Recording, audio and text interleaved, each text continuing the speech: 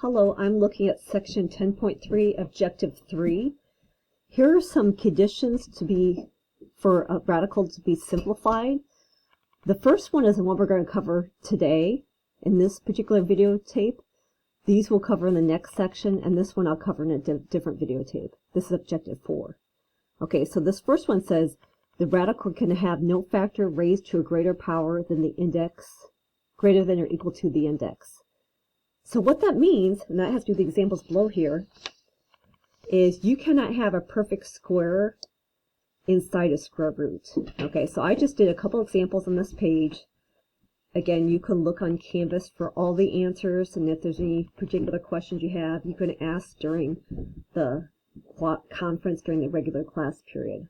Okay, so what I want to do is I want to think of what's a perfect square that goes into 288, and that'd be 144, which is 12 squared. So I'm going to write 288 as 144 times 2. Then I'm going to separate these two. I always put the perfect square first, and whatever is left over comes after.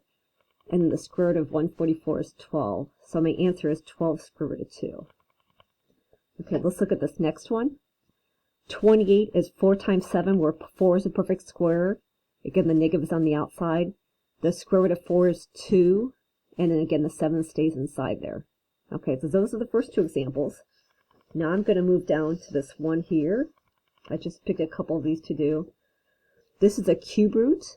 Okay, I kind of wrote up here 4 cubed is equal to 64. Again, you can get your calculator out and kind of figure that out by factoring it out. 64 is basically 128 times. I'm sorry, 128 is 64 times 2. Okay, so I wrote down 128 as 64 times 2. Again, the reason why is because this is a perfect cube. So I put the perfect cube first, and then whatever's left over goes afterwards. The cube root of 64 is equal to 4.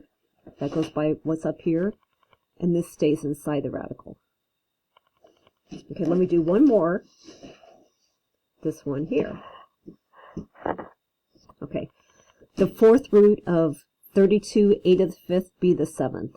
Okay, 32 is 16 times 2. And 16 is a perfect fourth power. Okay. For the rest of these, what I want to do is I want to write a multiple of 4. So I just put a the fourth here. And then these two, if you multiply those together, you basically add the exponents together. 4 plus 1 gives me 5. And then for this be the 7th, I do the same thing here. 4 plus 3 gives me 7. So I put all the perfect fourth powers here.